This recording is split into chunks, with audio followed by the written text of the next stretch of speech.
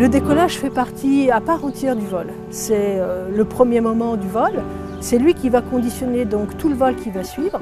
C'est le moment de soigner tous ces gestes parce que si vous décollez en pleine sérénité et sans souci, vous allez vraiment prendre plaisir au vol qui va suivre.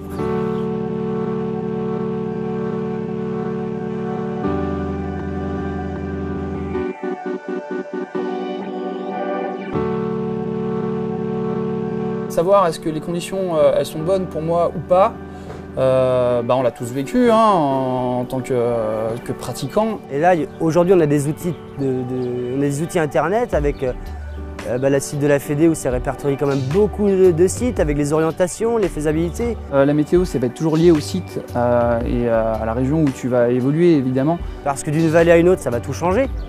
Et donc ça, c'est important de communiquer, de savoir où est-ce qu'on peut aller, avec quelles conditions de vent. Il faut être curieux en fait en parapente.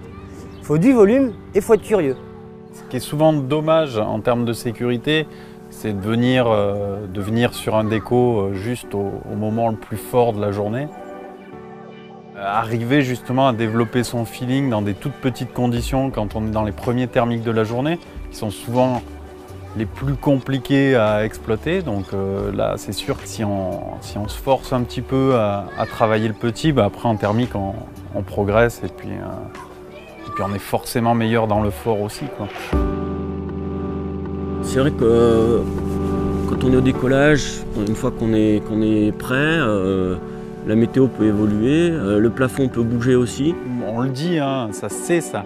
Mais moi je l'ai vécu, on peut faire un demi-tour dans un nuage et revenir face au relief, ça peut arriver, quoi. Je me souviens avoir eu un vol avec 2 GPS et avoir des changements de trajectoire alors que j'avais même pas les commandes dans les mains et j'arrivais plus à reprendre un cap parce que j'avais plus de repères.